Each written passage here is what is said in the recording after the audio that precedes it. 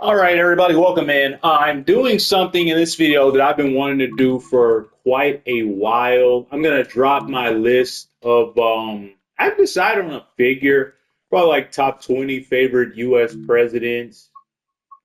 There we go, good, the Da Vinci route, which I really haven't even shown yet. I did a video the other day on Leonardo da Vinci called ADHD might have been his secret weapon, and it's like 65 views if I remember correctly, so that's good.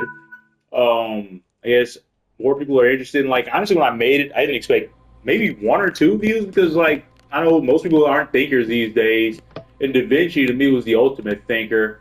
And videos just like hyper specific. It's about him and his ADHD. I didn't think anybody really interested. Apparently, people are. But yeah. One comment was nice from a friend on here, living working outside the box, aka Super D. This is what his nickname was when he think he said he used to work in Cancun. Really cool guy, white dude, white beard. Aren't there the wipers on? It's just like such a habit. I don't even need wipers. But yeah, white dude, white beard, he's great. Man, he does these things like he's in a lot of pain. Well, I'm talking about man's like life story, but that's all I know about him. He's been good to me. He's in pain, but he still gets out there and does his daily walks, which is this is once again a reminder that even just 5 to 10 minutes of walking a day can make a massive difference in your health and your life and your happiness. I made a video the other day about staying active, but it got deleted by YouTube because I mentioned eating disorders. There you go.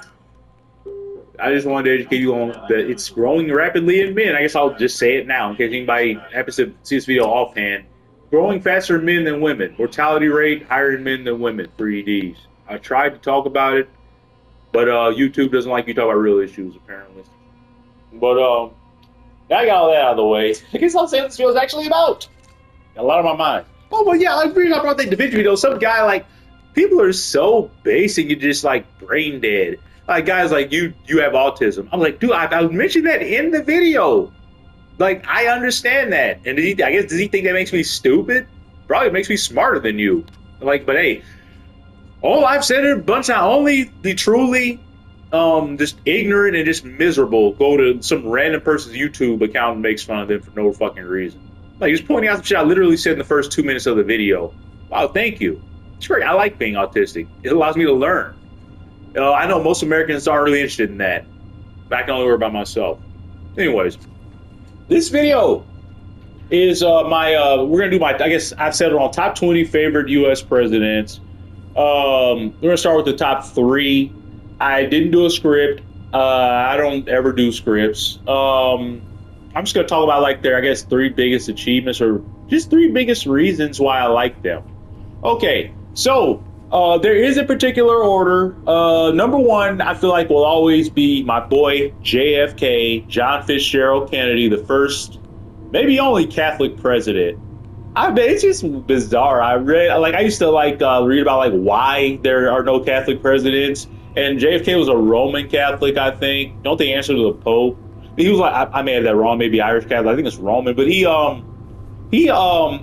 was a fear that he would like be, more accountable to the Pope than our Constitution. Like that is like that's like just this bigotry against Catholics.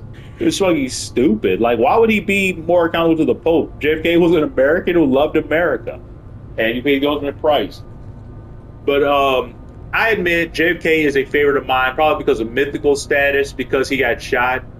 But I think he was a good man too. I think he was just naive. He was just so young.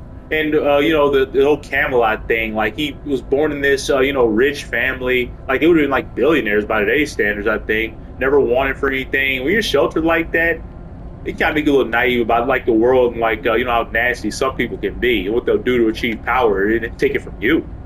But you may be wondering, who do I think killed JFK? I mean, the CIA, the mafia, right-wing Cubans, LBJ. I'm joking. Just right-wing elements in general. It's not just one person or one group of people, I think. I've tried to read the JFK files. They're redacted to the high heavens, so yeah. Maybe someday they'll release it. I doubt they'll ever be able to release the full thing. Like a quote from your boy Donnie. I'm just gonna call him President Trump. you know what? I'll say just one time to respect him because I respect him for saying this. At least he has like survival instincts. He was like talking on the phone one time, White House call. They're all recorded, of course, of course.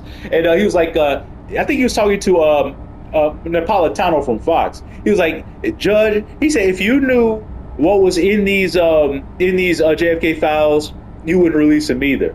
He's that's a survival instinct. I think he's scared of somebody that doesn't want that getting out. But Trump's not going to release him. I can assure you of that. And he's not going to release the Epstein Styles. Epstein Styles. I can't speak today. Epstein Styles, baby. What was it? How would you describe Jeffrey Epstein's fashion style? I describe it as very shabby. He dressed like shit for a rich guy. But the Epstein files aren't coming out. But yeah, let me slow this down. Sorry. But we're over the speed limit. Damn, the train's coming in real life. Damn, he was laying on that horn.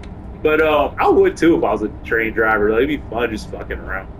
But don't fuck around too much though. These trains are dangerous. Not as easy to drive as they look. But yeah, JFK. I mean, he really didn't accomplish much because he didn't live that long. I know he wanted to do the Civil Rights Act, the Voting Rights Act, things like that. He didn't get to because his life was cut short. But I just want to talk about like general love for JFK. JFK was like a true man of the people. Like, you can go back and watch all these old videos of him where people would just crowd around him, crowds you've never seen before. They could like get right up on him and touch him. That's the naivete aspect I was talking about. That was a different time where a president could drive around in an open top car and not think anything would happen to you. But man, they loved JFK. White people, black people. And I think that was the fear the right wingers had. Because they saw that everybody loved him, and he was going to usher in America with equity, diversity, equity, and inclusion, if you will. So they had to put a stop to that with a bullet. Because I think they'll always do that. Right wingers don't want equality. So they just want, they're rich, mainly straight. I quote it straight. They call themselves straight. Mainly white guys who have a ton of money, who don't want anybody else to have a piece of that pie. I understand what that is. Like I'm not naive about shit like that. I understand right-wing politics and what it's really about, where it is, and the ways they manipulate people that maybe aren't even white guys. It's really sad. But yeah, I mean, I guess it's really all we can talk about in regards to JFK. He made it not even 3 full years into his presidency before he got struck down in Dallas, November 22nd, 1963. Horrible day. I just salute him and I thank him for just showing America that a better world was possible. And that we could get there later on. And say you never had to see it, but I'm sure we'll keep on coming on BJ. I'm sure JFK was looking down from heaven and proud of what we have accomplished, and we still have a long way to go. All right. My PS5 sounds like it's going to explode. Oh, this must be a resource-intensive route. Okay, number 2, LBJ, Lyndon Baines Johnson. This should be pretty easy. I talked about him the other day. The video, if you can convince the lowest white man he's better than the best black man, he won't know what you're picking in his pocket. If you give somebody a look down, I'll empty it for you. And of course, the replies to that are hateful because it's like nobody can ever leave a positive comment. Yeah, the guy was like, just left a really long reply about how the Democrats are the real racists and how they use race to shit on white people or something. I just said, dude, just find some friends, go outside, touch grass. Like, I'm not reading all that. And yeah, that's really just how I dealt with that piece of shit. And the other guy was like, no matter how low you are, you don't need convincing. I said, can you expand on this? And 26 minutes go by. I said, of course not, coward. He was telling me that white people are better than black people by default, no matter how poor you are. That's funny. That's all I'm gonna say on that. That's funny. That's a racist, and he thinks he's clever. We're doing racism in like a just casual way. I can see what you're saying, motherfucker. Anyways, on to the next stop. LBJ. He not only gave me one of my favorite, most useful quotes I ever heard. I just told you. He man, that guy didn't want a transformation. He was like a racist Southern Texas guy, like a conservative Democrat, Dixiecrat. It became the most liberal president we've ever had, and we'll ever have probably, because the licks he went to get his bills passed. Unless you got a president that ruthless, to be that ruthless for the people again, you won't see another LBJ. But LBJ passed the Voting Rights Act, Civil Rights Act, And those acts alone allow me to be sitting here as a full human being, a black man, broadcasting to you on YouTube, free of discrimination in public and private places. Thanks to that Civil Rights Act. And the Voting Rights Act allowed me to vote, allowed, well, it's been stripped down, it's been weakened. Thanks, John Roberts, somebody I had a lot of respect for before that, before Holder versus Shelby County. And it used to be that if you wanted to change polling or voting, mechanisms or the way procedures, you had to talk to the federal government. They had to give clearance. Now the states just get to change it. Like, you know, close down a polling place in a black area the night before the election, you can do it without federal government clearance. The Voting Rights Act is supposed to prevent all that discrimination against us while we vote. And thank you, OBJ, for at least having the balls to stand up for people that, you know, he wasn't a black man. I mean, that goes without saying. He stood up for millions of people that he didn't know, and I respect him tremendously. Literally saluting him right now. I know there's Vietnam. I can't place Vietnam above my rights in this country. I'm sorry. You can hate me for that. You can criticize me for that. I accept that. I just thank LBJ for just having the ball stand up for us. He only served one term, of course. Didn't run in, I think it was in '68. Vietnam had weighed really heavily on him. It was still very fresh. That wound was very fresh in the American psyche. And, LBJ was really hated, when he left office. But as time went on, he's ranked as an above average president, the historians say. But to me, I think he's one of the greats. Okay. Last but certainly not least on this list, and they all have three-letter initials. How about that?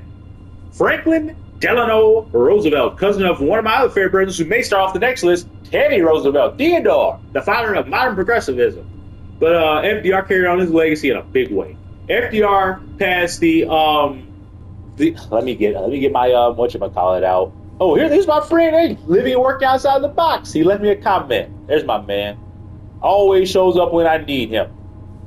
Okay, the New Deal. Sorry, I couldn't think of the New Deal. I don't need this anymore. He passed two New Deals, the first and second New Deals. But yeah, the New Deal pretty much ushered in, the Great Depression that happened in the stock market crash of 1929, and with Hoover. FDR gets elected on a New Deal platform. He says, in order to get America out of this, spiral, we have to end austerity and do some government spending, will you? So they let me get exactly what the New Deal created. Because I don't want to talk out my ass. If I don't know something, I'll have to look it up. I try to be factual, people. Okay.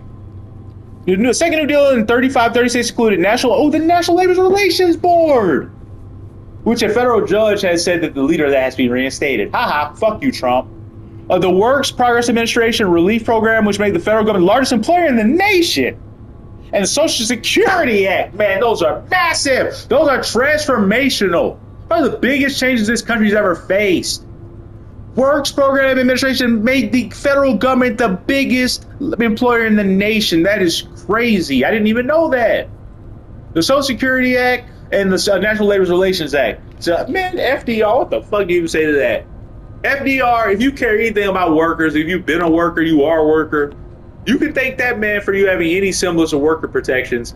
And this 30s and 40s labor movement just spawned so many amazing things. Like the 5-day work week, 8-hour work day. You got the weekends. I know it's kind of redundant with the 5-day work week, but you got weekends because of a bunch of good communists, socialists, trade unionists from the 30s and 40s that went out and put their bodies on the line in the streets and fought for this. Here's the funny thing about FDR. FDR was a rich guy too, like JFK. A lot of similarities.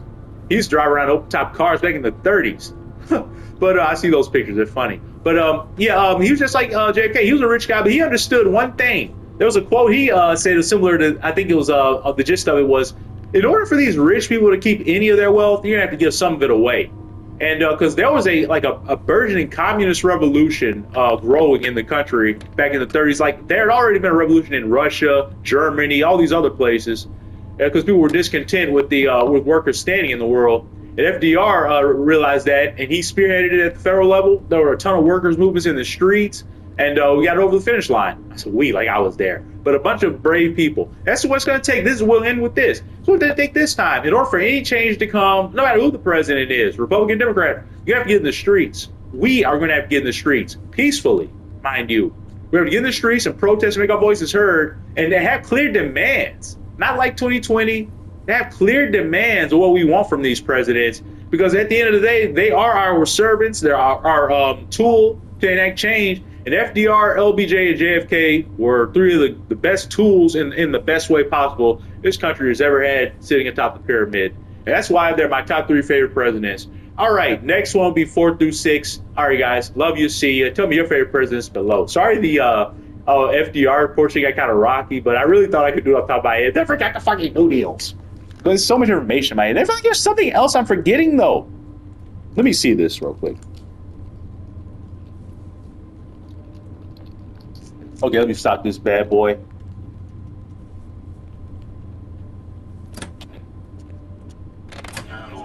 All right, because I feel like there was something else I meant to talk about, guys, that I forgot. Let's talk. Oh, of course, it's World War II leadership, which goes without saying. He got us through that horrible war, and he nationalized rail. Man, I love that fucking guy. Let's just read his early foreign policy achievements.